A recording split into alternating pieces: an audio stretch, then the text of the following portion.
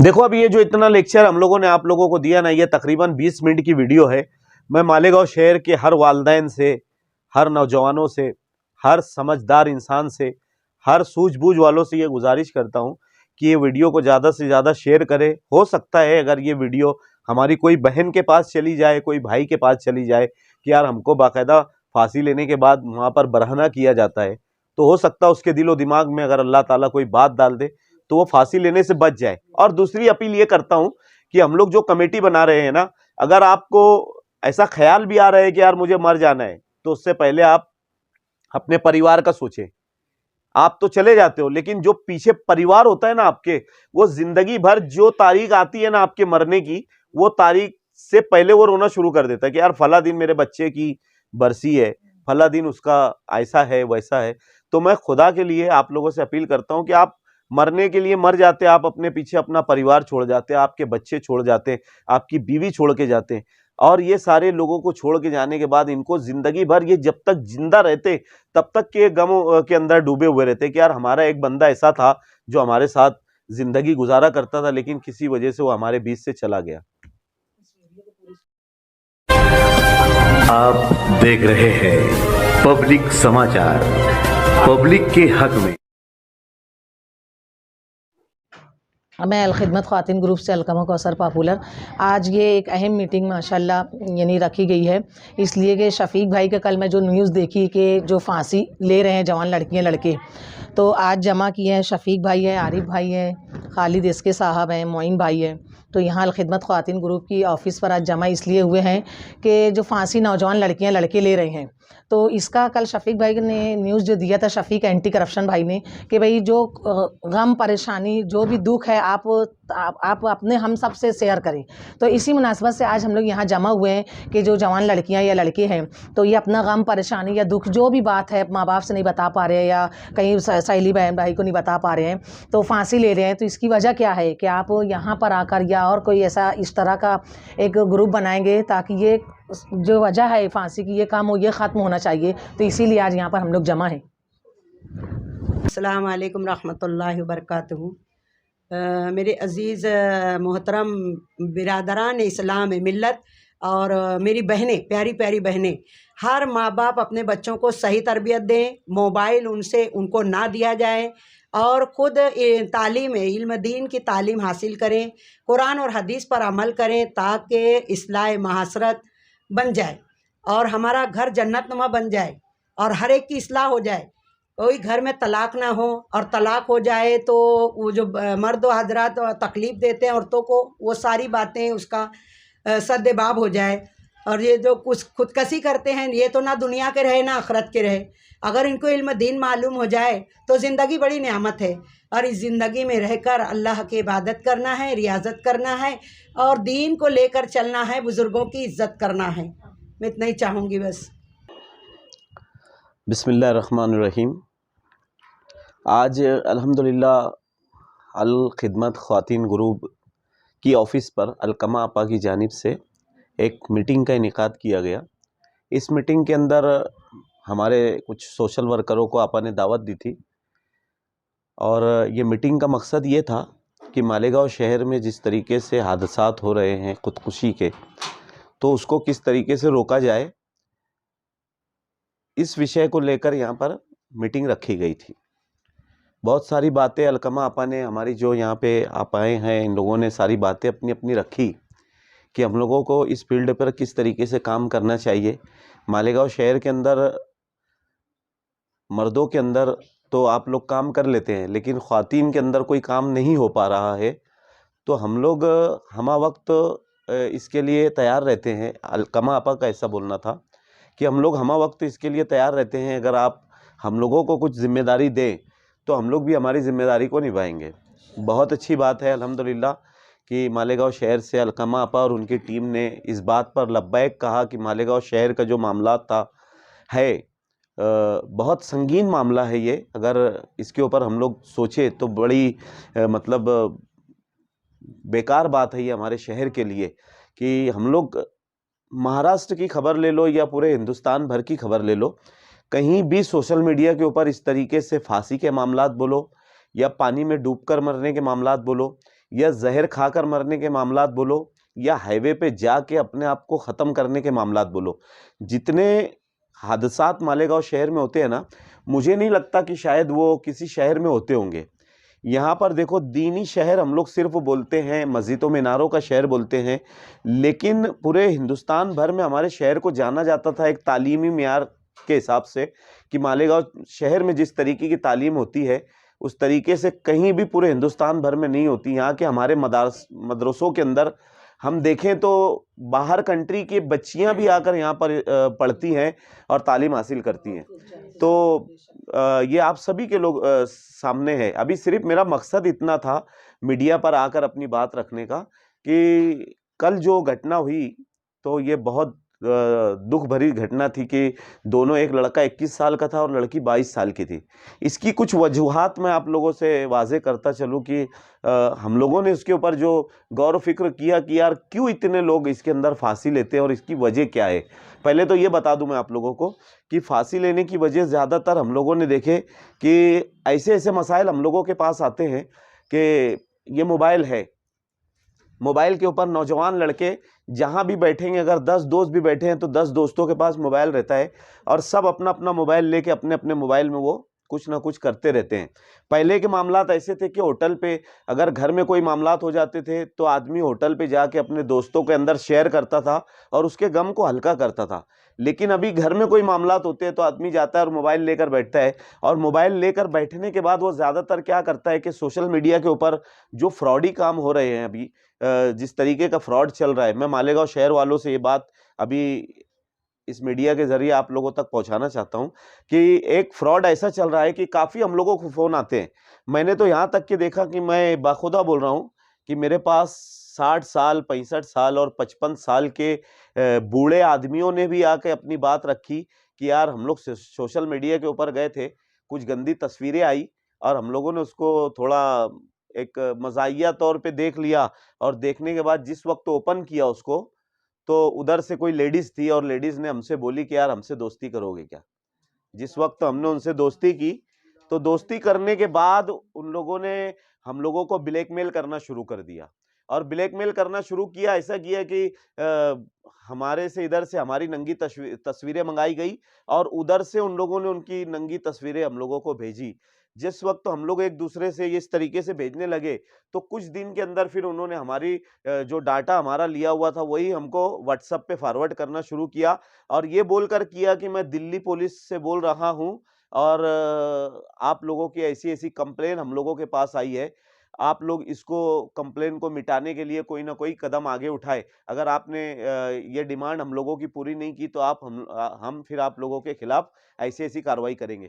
हमारे मालेगांव शहर के जो लोग होते हैं ना वो बहुत मतलब कानून को नहीं जानते, वो कानून का इल्म उन लोगों को नहीं रहता है कि नंगी तस्वीरें, हम नहीं बोलते कि आप इस तरीके की हरकतें करो कि ये फोटो इधर से उधर शेयर करो, ये हमारे इस्लाम ने हमको मना किया इस तरीके से ये करना।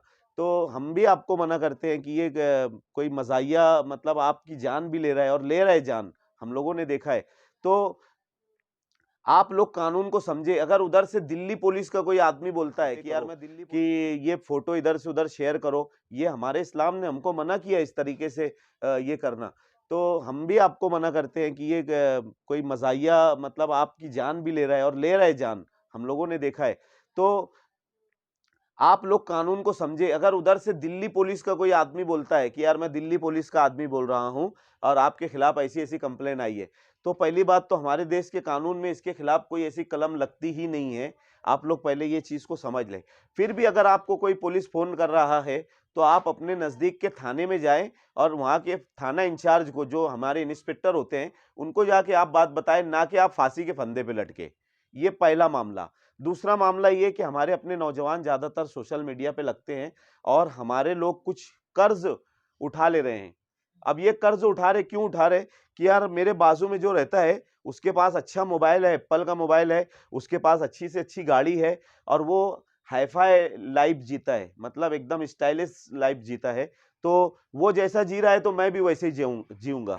तो वो क्या करता है, कर्ज पे कर्ज करता है, और उसके अलावा जब ज़्यादा कर्ज हो जाता है तो कर्ज भर नहीं पाता, उसके बाद वो क्या करता है, महल्ले बाड़े में लोगों से पैसा ले लेके अपने जो कर्ज उतारने की कोशिश करता है, लेकिन जब वो ब्याज से पैसा लेता है तो उसको पता है कि ब्याज हम लोगों को इस्लाम में हराम क्यों करार दिया गया है। इसकी वजह ये रहती है, आदमी कहीं ना कहीं परेशान होता है, परेशान होने के बाद वो जब उसको रास्ता कहीं नहीं दिखता तो वो रास्ता चुनता है कि यार सबसे आसान रास्ता ये है कि मैं फांसी लगाकर अपने आप को खत्म कर लूं। ये तीसरी वजह यह है कि हमारी अपनी बच्चियां, जो नौजवान बच्चियां हैं, हमारे अपने माँ बाप शौकिया उन लोगों को एक एंड्रॉयड मोबाइल खरीद कर दे रहे हैं, शौकिया कि यार फला की बच्ची के पास एक एंड्रॉयड मोबाइल है तो ये बच्ची को भी मैं दे दूं। मोबाइल जरूरत जिंदगी हम लोगों के लिए है, लेकिन ये सबसे ज्यादा नुकसानदेह चीज हमारे अपने बच्चों के लिए, हमारे अपने नौजवानों के लिए। जैसे हमारे खालिद भाई ने अभी बोले कि यार, आरिफ भाई ने बोले कि हमारी अपनी जो माएँ हैं, वो बच्चों को अगर उनको काम धंधा करना रहता है तो जो माओं के पास मोबाइल रहता है वो मोबाइल उठाकर बच्चों को, दूध पीते बच्चे जो मोबाइल हम लोग नहीं चला पा रहे, वो हमारे घर में हमारे दूध पीते बच्चे मोबाइल चला रहे, तो हमारी अपनी बहनें जो है वो मोबाइल उठाकर दे देती है। माँ और बाप को कुछ अगर उनके पर्सनल काम करने रहते हैं, उनको बच्चों से छुटकारा पाना रहता है, तो वो उठाते और बच्चों को मोबाइल दे देते हैं। तो ये सारी चीजें, मोबाइल बहुत बड़ी खुराफात हम लोगों के लिए बन चुका है, जो कि धीरे धीरे ये बच्चों के ज़हन के ऊपर हावी हो रहा है। और हावी होने के बाद ये, पहले देखो हमारे बड़े बूढ़े बोला करते थे कि घर में टीवी रखना बोले तो बहुत बड़ा गुनाह अजीम है, यहाँ तक कि हम लोगों ने इसको मस्जिद तक लेकर पहुंच गए। हमारी ये मोबाइल के अंदर गंदी गंदी तस्वीरें रहती है, गंदे गंदे वीडियोज रहते हैं, और वो लेकर हम लोग मस्जिद तक जा रहे हैं। मस्जिद में जाकर हम लोग इबादत कर रहे हैं, कहाँ से हमारी इबादत कबूल होंगी? हमारे मोबाइल के अंदर इस तरीके से गंदी पिक्चरें रहती हैं, गंदी वीडियोस रहती हैं, तो ये लेकर हम मस्जिद में जा रहे हैं और मस्जिद के अंदर फिर हम बोल रहे हैं कि खुदा हमारी मदद नहीं कर रहा, अल्लाह हमारी मदद नहीं कर रहा है। हमारा अपना जरिया हम खुद बन रहे हैं, हमारे अपने गुनाह का जरिया हम खुद बन रहे हैं। तो हम लोग हमारे नौजवानों से भी अपील करते हैं, हर उस आदमी से अपील करते हैं जिनके मोबाइल में गंदी वीडियो है, गंदी पिक्चरें है, तो अपने मोबाइल को बखुदा मस्जिदों के अंदर भी हमारे उलमाए किराम ये बोर्ड लगा दे कि मोबाइल अपना घर पर रख के आए, मोबाइल साथ में ना लाए, मोबाइल अपना घर पे, जैसे मोबाइल एक बोर्ड लगा रहता है ना कि मोबाइल स्विच ऑफ करे और फिर अंदर एंट्री करे। तो मैं गुजारिश करता हूं कि जो नमाज के लिए आता है, अगर उसको अल्लाह रसूल का अपने दिल में खौफ है तो वो मोबाइल को अपने घर पर छोड़ के आए। जिसके मोबाइल में कुछ नहीं है तो वही आदमी मोबाइल लेकर जाए, और अगर जिसको लग रहा है कि यार मेरे मोबाइल में गया है, उलमाए किराम स्टेज से इसका बयान करे, ये सबसे बड़ी बात। उसकी वजह मैं आप लोगों को दूसरी बताता हूँ कि हमारी अपनी जो नौजवान बच्चियां बोलो या औरतें बोलो जो फांसी ले रही है ना, उन लोगों से मैं एक अपील करना चाहता हूँ, ये अपील मेरी गौर से सुनना। हम लोग जिस वक्त तो पीएम रूम में रहते हैं ना, अभी तक कई हजार बॉडी हम लोग निकाल चुके हैं, फांसी की बोलो, जल के मरने की बोलो, पानी में डूब के मरने की बोलो, या एक्सीडेंट की बोलो। हाथों से हम लोगों ने ऐसे समेटा है, भेजा बोलो, या आदमी का जो ऐसे रोड पे पूरा चिपक जाते हैं तो फावड़ा ला के हम लोग ऐसे रगड़ के उनको निकालते हैं। आदमी की तो खैर हदीस पाक है कि अगर नहलाने का वक्त आता है ना आदमी को, तो जो नहलाने वाले बांगी साहब रहते हैं या इमाम साहब रहते हैं, वो बोलते हैं कि यार सिर्फ घर वाले हजरात यहाँ रुके, बाकी लोग चले जाए। क्यों चले जाए? क्योंकि मना किया गया है कि हम्माम में अगर कोई नहाता है आदमी, जिंदा आदमी अगर हम्माम में नहाता है, तो उसको देखने का हम लोगों को मना किया गया है कि तुम उसको देख नहीं सकते। एक आदमी आदमी को देख नहीं सकता, औरत औरत को देख नहीं सकती। इस तरीके से हमको पर्दादारी हम लोगों को इस्लाम ने दी है, हम्माम में नहाने का, जिंदे आदमी का। अब मैं बता रहा हूं, अगर आपका इस तरीके से इंतकाल होता है, अगर आप फांसी लेके मरते हो या जल के मरते हो या जहर खा के मरते हो, तो आपको पूरा बरहना किया जाता है पीएम रूम के अंदर। एक औरत को भी और एक आदमी को भी पूरा बरहना किया जाता है। मैंने कई मर्तबा उलमाए किराम से इसका फतवा लिया हूं। मैं ये चीज आप लोगों से वाजे करता हूं आज कि मैंने कई मर्तबा सैयद अमीनुल कादरी साहब से, हमारे उलमाए किराम से, मुफ्ती मोहम्मद इस्माइल कासमी साहब से, और हमारे जितने उलमाए किराम हैं, मैं उन लोगों से पूछा हूं कि मैं भी पीएम रूम में एक पंच की हैसियत से रहता हूं। कोई पंच बनता नहीं है हमारे शहर के अंदर, सब डरते हैं। पीएम रूम के जो पेपर बनते हैं उसके ऊपर पंच कोई बनता नहीं है पुलिस के उसमें, तो हम लोगों को बालते मजबूरी बनना पड़ता है। तो वहां जाते हमको तो अंदर डॉक्टर बुलाकर हमको बाकायदा बताता है कि ये औरत के, हमारी जो बहन वहां पर पड़ी होती है मुर्दा हालत में, इसके हाथ पे ये तिल है, इसके यहाँ पर ये तिल है, इसको यहाँ पर मार लगी है और इसको यहाँ पर ये लगा है। बालते मजबूरी हमको लाहौल पढ़ के अंदर घुसना पड़ता है। तो वो चीज़ हमको देखना पड़ता है। मैं मेरी बहनों से गुजारिश करना चाहता हूँ कि आप लोग अपने घर में अपने भाइयों से जो आपके महरम होते हैं या जो आपके गैर महरम होते हैं, आप लोग उनके सामने बिगर पर्दा नहीं निकलते। मरने के बाद आपको उन डॉक्टरों के सामने जो हमारे बिरादरान वतन है, उनके सामने पूरा बरहाना वो लोग बाकायदा करते हैं। ये चीज़ मैं आप लोगों को बताता हूँ। तो खुदा के वास्ते ऐसी मौत से आप बचे कि दुनिया के अंदर भी जो आपके लिए अजाब बने और आखिरत में भी वो अजाब बने आपके लिए, कि आपको किसी ने आपके दुपट्टे को जल्दी कोई देखता नहीं है, वहां पर आपको पूरा बरहना देखा जाता है कि आपके यहाँ पर ये लगा हुआ है और आपको वहां पर वो लगा हुआ है। तो खुदा के लिए हम लोग आप लोगों से ये अपील करते हैं कि ये चीज जो मालेगांव में फांसी की और भी जो दूसरी चीजें हो रही है, ये सब चीजों को रोके। और मैं ज्यादा से ज्यादा हमारे नौजवानों से गुजारिश करूंगा कि ये वीडियो को शेयर करके हमारे मालेगांव के हर वो नौजवान को बताए, हर वो हमारी नौजवान बहन को बताए कि उनके कानों तक ये बात जाए कि वहां पर हमको जीते जी तो हम किसी के सामने बरहना नहीं होते, लेकिन हमको मरने के बाद वहां होना पड़ता है। हम हमारी दुनिया भी खराब कर रहे हैं, आखिरत भी खराब कर रहे हैं। पहले मरने से पहले आप ये चीज की तहकीकात कर लो, क्या हमको अल्लाह उसके रसूल हमारे को जन्नत में कोई आखिरत तक, जब तक के कयामत के बाद भी जब हमारा हिसाब किताब होगा जहन्नम का और जन्नत का वो होगा कि हमको हमारा हिसाब किताब होने के बाद जन्नत और जहन्नम में डाल दिया जाएगा, उसके बाद भी क्या हमारे लिए वहां कोई जगह रहेगी? क्या कोई जगह नहीं रहेगी हमारे लिए। हम आखिरी में वहां भी लटकते रहेंगे। तो ये चीज का आप लोग पहले मालूमात ले ले। तो ये अपील हम लोग मालेगांव शहर वालों से करना चाहते। दूसरी बात कि हम लोगों ने एक कमेटी को तश्कील मतलब देने का प्रोग्राम बनाया है। नौजवानों को हम लोग साथ में ले रहे हैं। हमारे साथ मालेगांव शहर के काफ़ी लोग हैं, खालिद हाजी साहब है और मालेगांव के सभी सोशल वर्कर, आरिफ भैया है, खालिद एसके है, आशिक अली साहब है, मोइन भाई है और जितने भी हमारे सोशल वर्कर हैं, हम उन लोगों से अपील करते हैं कि हम लोग एक कमेटी बनाने जा रहे हैं। जिसको भी हमारे साथ जुड़ना है वो आकर हमारे साथ जुड़े। और औरतों के, हमारे ख्वातीन के अंदर जो मामलात है वो अलकमा आपा उसकी जिम्मेदारी लेने के लिए कह रहे हैं। तो अलकमा आपा को साथ में लेकर भी इंशाल्लाह वो काम हम लोग आगे बढ़ाएंगे। शुक्रिया, जज़ाकल्लाहु खैर। अस्सलाम वालेकुम व रहमतुल्लाहि व बरकातुहू। एक सवाल है सभी भाई, पीएम रूम की जो आपने हकीकत बताई, इधर यानी कपड़े उतार दिए जाते हैं, तो ये हकीकत में जो डॉक्टर लोग हैं तो उसकी तहकीकात करते हैं, चेक करते हैं, एक लेडीज को भी और एक जेंट्स को भी। दोनों के साथ वही मामलात होते हैं। जो अगर फांसी लग रही है ना, तो कानून ऐसा है कि जिंदों से ज्यादा मुर्दे बोला करते हैं। जो हम लोग बोलते हैं ना कि उसका मेडिकल होगा, अभी मतलब पीएम होगा, पीएम के बाद कुछ पोस्टमार्टम होगा और उसके कुछ पार्ट्स है तो वो ऊपर सैंपल के लिए भेजे जाएंगे। वो करने से पहले जो डॉक्टरों का प्रोसीजर होता है ना, जैसे मैं आप लोगों को बता दूं, अगर मैंने खुद से फांसी लिया है ना, तो मेरे अंदर 2-3 अलामतें रहेगी। मैंने अगर खुद से फांसी लिया हूं तो कि मेरे पीछे गर्दन की हड्डी जो है वो टूट जाएगी, मनके की हड्डी जो आती है वो टूट जाएगी और मेरी जो मनी होती है वो खारिज हो जाएगी। एक आदमी का वही मामला है और हमारी ख्वातीन का भी वही मामला है। तो वो चेक करने के लिए डॉक्टर को बोलो बाहालत मजबूरी बनाना पड़ता है लेडीज के लिए, और उसके साथ एक जेंट्स रख के उनको वो चीज बताना पड़ती है कि इसके साथ ऐसा ऐसा हुआ है। और अगर उसका मर्डर हुआ है, एक औरत का अगर मर्डर हुआ है, तो मर्डर ऐसा होता है कि अगर पहले उसका गला दबा दिया गया, तो गला दबाने के बाद इंसान कोशिश करता है अपने आप को बचाने की, तो वो क्या करता है, एड़ी रगड़ता है, हाथ रगड़ता है। तो जब जमीन पे वो हाथ या एड़ी रगड़ता है ना, तो यहाँ जख्म बन जाता है एड़ी के ऊपर। और जो कुदरती बात है उसकी मतलब जो मनी खारिज होने है वो मनी खारिज नहीं होती। तो ये सारी चीजें अल्लाह ने एक इंसान के अंदर रखी है कि इंसानों से ज्यादा मुर्दे बोला करते हैं। ऐसे ही अगर पानी का मामला है, अगर किसी को मारकर अगर पानी में फेंक दिया गया है तो उसके फेफड़ों में कभी पानी नहीं भरेगा, वो डूब तो जाएगा लेकिन उसके फेफड़ों में पानी नहीं भरेगा। ये अल्लाह की कुदरत है कि अल्लाह ने इस तरीके से मुर्दों के अंदर भी वो चीज रखी है कि मुर्दे खुद बोल देते हैं कि मेरे साथ क्या हुआ है। तो उसके लिए बाहालत मजबूरी डॉक्टरों को वहां पर वो सब चीजें चेक करने के लिए वहां पर वो सब चीज करना ही पड़ती है। तो मैं मेरी बहनों से, मैं डरा नहीं रहा हूं, मेरी बहनों से अपील कर रहा हूं कि आप ये चीज को, अपने आप को अगर फांसी लगा रहे हो ना, तो ये चीज को आप 10 मरतबा सोच लो कि हमारे साथ वहां पर क्या होना है। ये तो दुनिया में होना है, लेकिन आखिरत में हमारे साथ क्या होना है, कब्रों में हमारे साथ क्या होना है, वो भी आपको सोचकर चलना पड़ेगा। ये हम लोगों को बहुत पहले ये चीज बता देना चाहिए था, लेकिन हम लोगों ने क्यों नहीं बताया कि ये सारे मामलात हम लोग सोच रहे थे कि यार दब जाएंगे।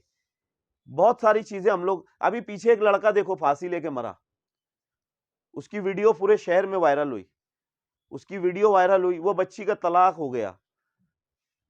ये सारे मामलात हो रहे। हमारे गांव में ब्लैकमेलिंग का काम हो रहा है हमारे शहर में। अगर मैं एक चीज और बोलता हूं, अगर किसी के साथ कोई घटना हो रही है, किसी को कोई अगर ब्लैकमेल कर रहा है, तो हमारा शहर क्या कर रहा है कि यार जाने दो, वो हो गया, अब उसको मरना था वो मर गया, अब ये बात को यही दबा दो, रफा दफा करो। लेकिन नहीं, मेरा बोलना है कानून हमारे रसूल अल्लाह ने फरमाया कि जिस देश में तुम रहते हो उस देश से तुम मोहब्बत करो। तो मोहब्बत क्यों करो? इसलिए मोहब्बत करो कि तुम उस देश के कानून को मानो, वहां के संविधान को मानो, वहां के कायदे को मानो, है ना। जब हम वहां के कायदे को मानेंगे तो कहीं ना कहीं हम लोग बचेंगे। हम लोग क्या कर रहे हैं कि हम लोगों के साथ अगर ब्लैकमेलिंग हो रही है, हम लोगों के साथ कोई फ्रॉड हो रहा है, तो हम बजाय पुलिस स्टेशन में जाने के 4 लोग हम लोग जमा करते होटल के ऊपर, 4 चाय पीते और वो चाय पीने के अंदर वो मामले को रफा दफा कर देते। हमारे पंच हजरात से भी मैं बोलता हूं कि आप रफा दफा मत करो, पुलिस स्टेशन जाओ। पुलिस स्टेशन में हमारे को कानून दिया गया है, संविधान दिया गया है। हम लोग अगर हमको मदद लेना है तो हम जाकर पुलिस से मदद ले, डायरेक्ट जाए कानून से मदद ले। जब कानून उस आरोपी को सजा देगा कि तूने इस तरीके से इसको फ्रॉड करके, इसको ब्लैकमेल करके, इस तरीके से इनसे पैसा हटाए, तो दोबारा लोग करने के लिए ये काम डरेंगे। ये सारी चीजें अगर इस्लाही माशरा हमारे शहर के अंदर बार बार लेने के बाद भी अगर हमारा शहर नहीं सुधर रहा है, हमारे शहर के जो लोग हैं जिनको जो करना है वो कर रहा है बराबर, ऐसा कौन सा गुनाह नहीं है जो मालेगांव में नहीं हो रहा है? हर गुनाह मालेगांव के अंदर हो रहा है जो कि नहीं होना चाहिए।